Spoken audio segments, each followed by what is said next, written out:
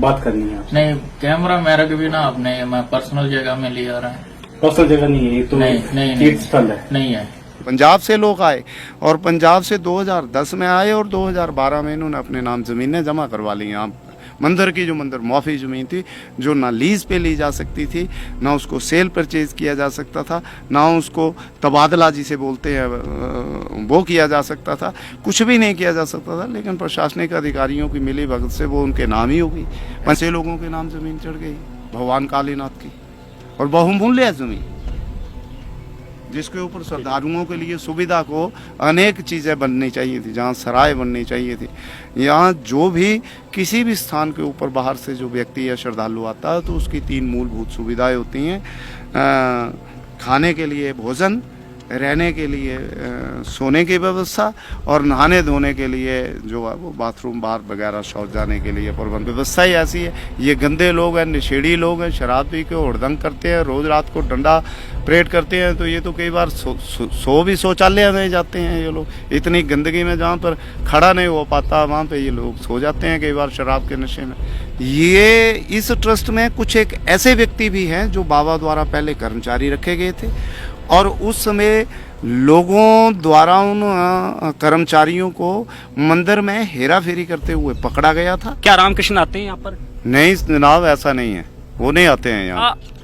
अमरचंद आ रहे हैं मंदिर पर रेगुलरली 8-10 घंटे देते हैं रोज? कभी भी नहीं आए होंगे, ये तो कभी भी देखा ही नहीं इनको हमने कभी भी। यहाँ पर ट्रस्ट की कभी मीटिंगें ही नहीं हुई है तो कभी कभार होती हैं जब। Indian not state, I am only Indian. Tell me the name of the state. I am Indian, I don't like to give any. आप बौखलाहट देखिए, मुझे लगता है कि एक बड़ा षड्यंत्र जो है उसका हमने पर्दाफाश कर दिया है। क्योंकि ये लोग हर प्रकार से अपराधी हैं, हर प्रकार से, जिसके तथ्य भी हमने प्रशासनिक अधिकारियों के ऊपर समय समय के ऊपर दिए हैं, लेकिन चलता नहीं है। इनके पैसे के जोर के आगे कुछ भी नहीं हो पाता। Tiruvannamalai district, Tamil Nadu. I am Indian air force officer, squadron leader. I am retired from Indian air force. Thereafterwards, I have sold everything, my properties, everything. I have become saint. सभ्यता और संस्कृति को किस तरह से नष्ट करना है यह कालेश्वर में आकर देखिए। शांति प्रेम का संदेश देने वाले समाज को सदा सदा के लिए कैसे शांत करना है यहाँ सीखिए। मंदिर में घुसे कुछ लोग इस पवित्र तीर्थ को अपवित्र कर चुके हैं, मगर जगबीर सिंह सूर्यवंशी उनका भेद पिछले 2-3 दशकों से जानते हैं। सूर्यवंशी पहले दिन से ही इन महंतों की असलियत सरकार को बता भी रहे थे, मगर ना सरकार ने उनकी बात सुनी, ना ही समाज ने। उनके साथ ही हाई कोर्ट गए। हाई कोर्ट ने एक रास्ता दिखाया। साल 2018 में सरकार ने मंदिर का अधिग्रहण कर लिया। पिछले 3 सालों से सरकार और महंत ही इस मंदिर को चला रहे हैं। यही बात हमें यकीन दिलाती है। इसी बात की लड़ाई पूरे भारत में है कि सरकार मंदिरों की संभाल नहीं कर सकती। सरकार अपने विभाग चलाए या मंदिर। 3 साल में हिमाचल सरकार के अधिकारी इसका जीर्णोद्धार नहीं कर पाए। सिर्फ रक्कड़ में तहसीलदार रहे राजीव ठाकुर को पीड़ा हुई। उन्होंने विधर्मियों द्वारा रचित मन घड़ंत इतिहास पर पोछा फेरा और पुराणों के आधार पर मूल इतिहास को फिर से लिखा, मगर वो ज्यादा दिन नहीं रुक पाए। 6 महीने के कार्यकाल में उन्होंने 2019 के बैसाखी के मेले को भी यादगार बनाया। 2018 में सरकारीकरण के बाद एक ट्रस्ट बना जिसमें सरकारी अधिकारियों के अलावा कई गैर सरकारी सदस्य भी शामिल किए गए। ये सनातन समाज के ही लोग थे, मगर वह कभी कभार ही मंदिर आते हैं। हाँ, ये टोटल मंदिर की जमीन है। ये सारी मंदिर की मेरे हिसाब से 150-200 कनाल की जमीन, वो बहुत दूर तक मंदिर की जमीन है जी, बहुत दूर तक। ये जितने भी लोग बाहर दुकानों में दुकानें लगा कर बैठे हैं, बाहर मंदिर में, मंदिर के जो मंदिर रोड है उस पर दुकानें लगा कर बैठे, ये सारी की सारी जगह जो है वो कालीनाथ कलेश्वर की है। लेकिन पता नहीं किन षड्यंत्रों के तहत इन लोगों के नाम 2002 में कर दी। पंजाब से लोग आए और पंजाब से 2010 में आए और 2012 में इन्होंने अपने नाम ज़मीनें जमा करवा ली। यहाँ मंदिर की जो मंदिर मुआफ़ी ज़मीन थी, जो ना लीज़ पे ली जा सकती थी, ना उसको सेल परचेज़ किया जा सकता था, ना उसको तबादला जिसे बोलते हैं वो किया जा सकता था, कुछ भी नहीं किया जा सकता था। लेकिन प्रशासनिक अधिकारियों की मिली भगत से वो उनके नाम ही हो गई। पंजाब से आए और जिनको अपने पिता की नाम के आगे जो खाना होता है जिसमें पिताजी का नाम लिखा जाता है, उसमें नामालूम लिखा गया है। यानी जिन लोगों को अपने पिता का नाम का ही पता नहीं है, वो मंदिर की ज़मीन के ऊपर काबिज हो गए। वो कैसे हो गए हैं? जिनकी कोई विरासत नहीं है, कोई लेना नहीं, कोई देना नहीं। कितने वो लोग कैसे- गए थे? ऐसे- कितने लोग? लगभग सारे लोग ऐसे ही हैं जो मंदिर की प्रॉपर्टी पे बैठे हुए हैं, और जिनको ये कुछ लोग तो ऐसे हैं जिनको अपने पिता का पता नहीं है, जो ना तो माँ की तरफ से ब्राह्मण है ना पिता की तरफ से ब्राह्मण, जिनकी जाति का तो बाद में पता, उनके धर्म का ही पता नहीं है। जब जिनको पिता का ही पता नहीं है तो वो किस धर्म से हैं, इस चीज़ का क्या ये किया जा सकता है। ऐसे लोगों के नाम जमीन चढ़ गई भगवान कालीनाथ की, और बहुमूल्य जमीन, जिसके ऊपर श्रद्धालुओं के लिए सुविधा को अनेक चीज़ें बननी चाहिए थी, जहाँ सराय बननी चाहिए थी। यहाँ जो भी किसी भी स्थान के ऊपर बाहर से जो व्यक्ति या श्रद्धालु आता है तो उसकी 3 मूलभूत सुविधाएं होती हैं, खाने के लिए भोजन, रहने के लिए सोने की व्यवस्था, और नहाने धोने के लिए जो है वो बाथरूम बार वगैरह शौच जाने के लिए प्रबंध। तो यहाँ तो इनमें से कोई भी चीज़ नहीं है, ना रहने की सुविधा, ना पीने का पानी है, अगर कोई श्रद्धालु यहाँ शौच जाना चाहता है तो शौच है? बदतर हालात है। मैंने परसों डीसी साहब को, सॉरी एडीएम साहब को भी कहा कि आप जाकर देखिए। इसकी रिपोर्ट ये बताती है कि शौचालयों की हालत जो है वो प्रशासनिक अधिकारी जो कि नायब तहसीलदार रक्कड़ और नागरिक उपमंडल अधिकारी देरा ने तैयार की है, उनकी रिपोर्ट जो लेटेस्ट रिपोर्ट है पिछले महीने में तैयार की गई है, जो कि ये 31 तारीख के इसमें भी ये उल्लेख किया उन्होंने मीटिंग में, ट्रस्ट की मीटिंग में, कि बाबा द्वारा जो है वो ऐसे व्यक्तियों को शौचालय में वो जाते हैं, बाबा का खुद का तो शौचालय है ही नहीं, यही सार्वजनिक शौचालय हैं जिनमें ये जाते हैं, और इन शौचालयों में कोई जाना नहीं चाहता।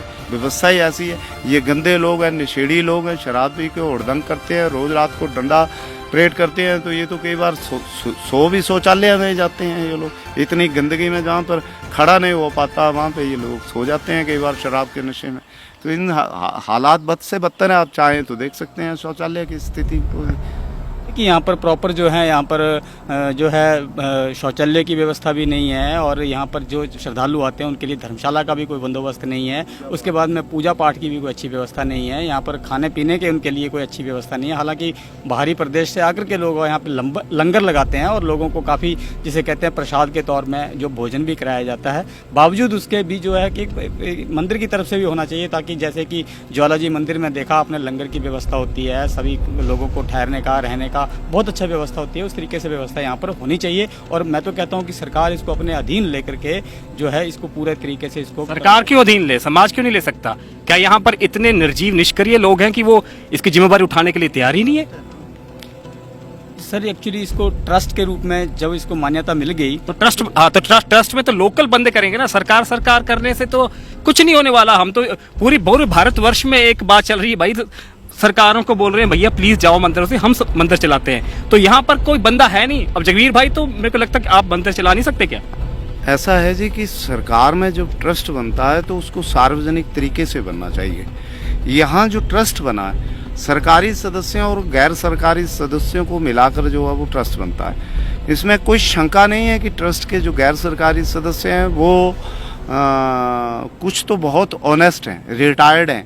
जैसे एक कोई गर्ली से हैं, रिटायर्ड हैं वो भी, एक बनी से हैं यशपाल जी, वो भी रिटायर्ड हैं। इसमें कोई दो राय नहीं कि ऐसे व्यक्ति बहुत ही ईमानदार हैं।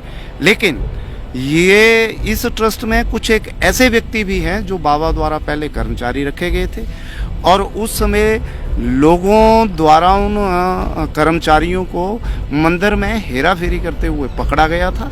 उनके खिलाफ शिकायतें हुई थी। तो क्या इस तरह से कितने लोग हैं जो समय देते हैं इस सिर्फ एक ही व्यक्ति है जी जो कभी कभार आ जाता है, हफ्ते में एक आधी बार कुछ समय के लिए। वो बनी से हैं ठाकुर यशपाल जी, रिटायर्ड हैं वो फॉरेस्ट विभाग से। वो कभी कभार आ जाते हैं यहाँ पे। उसके अलावा मैंने आज दिन तक ट्रस्ट के किसी भी व्यक्तियों को नहीं देखा। भाई मैं नाम पढ़ूंगा जी जगीर भाई। क्या आपने बताया यशपाल सिंह निवासी गांव वडाखाना वणी उप तहसील परागपुर, श्री राम कृष्ण निवासी गांव दोदू ब्राह्मणा डाखाना चामुखा तहसील। क्या रामकृष्ण आते हैं यहाँ पर? नहीं जनाब, ऐसा नहीं है, वो नहीं आते हैं यहाँ पे। वो ठीक है, बाबा द्वारा कर्मचारी रखे गए थे, फिर कुछ लोगों द्वारा उनके ऊपर भी ब्लेम लगे, फिर वो छोड़ के चले। इस बंदे के हितों का टकराव हो रहा है। ये बंदा तो इस ट्रस्ट के लायक ही नहीं है। दूसरा बंदा श्री अमरचंद निवासी गांव निहारी डाखाना निहारी तहसील रक्कड़। क्या अमरचंद आ रहे हैं मंदिर पर रेगुलरली 8-10 घंटे देते हैं रोज? कभी भी नहीं आए होंगे, ये तो कभी भी देखा ही नहीं इनको हमने कभी भी। यहाँ पर ट्रस्ट की कभी मीटिंगें ही नहीं हुई है तो कभी कभार होती हैं, जब सरकारी मेला होता है या सावन महीना होता है या शिवरात्रि होती है तभी। अदरवाइज ट्रस्ट में सिर्फ एसडीएम साहब कभी कभी साल 6 महीने के बाद एक आधा चक्कर लगाते हैं। अदरवाइज तहसीलदार महीने में गल्ला गिनने के लिए आता है, जबकि गल्ले के ऊपर उनका कोई भी कर्मचारी नहीं बैठता। ठीक है जी। अगला बंदा है जी श्री शशि कुमार, निवासी गांव जटोली, डाकखाना पीर सरोही, तहसील रक्कड़। क्या शशि कुमार यहाँ पर रोज आते हैं, 8-10 घंटे लगाते हैं? हमने नहीं देखा। जी, पत्रकार साहब आप जानते हैं क्या? हाँ, मैं जानता हूँ उनको। वो जटोली गांव में भाजपा के अच्छे कार्यकर्ता हैं, BLA हैं, जबकि वो बूथ लेवल अधिकारी BLA कहते हैं। रोजाना लगाते हैं यहाँ पर 10-20 मतलब 10 घंटे लगाते हैं? यहाँ आने का तो मैंने उनका नहीं देखा, बल्कि वो नहीं, आप यहाँ पर आते रहते हैं? मैं आता रहता हूँ। आप पत्रकार हैं तो अक्सर ट्रस्ट के लोग ना पत्रकारों से बातचीत करते हैं कि भैया ये करना है, वो करना, हमारा ये, हमारा वो है।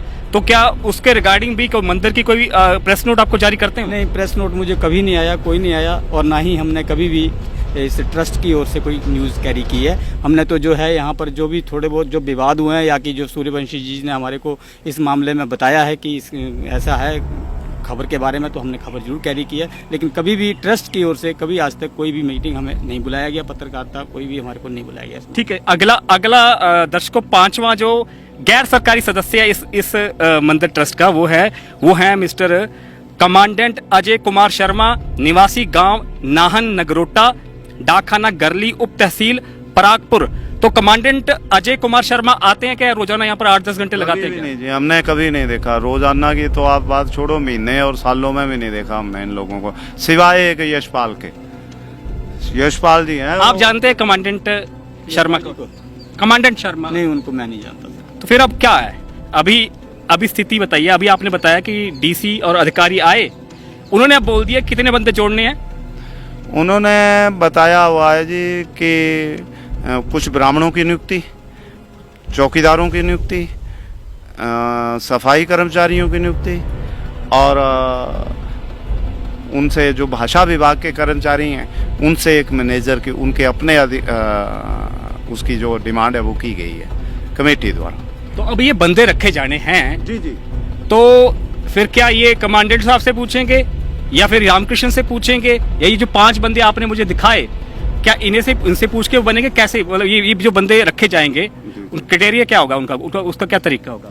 ये तो वो बंदे हैं जो वर्तमान में जो 30 या 31 तारीख को मीटिंग हुई थी ट्रस्ट की, तो उस मीटिंग में गए हुए थे, और इन सब लोगों की राय से ही ये जो है वो, और माननीय डीसी साहब के आदेश के ऊपर जो मीटिंग हुई है, उस मीटिंग में ये पास हुआ है।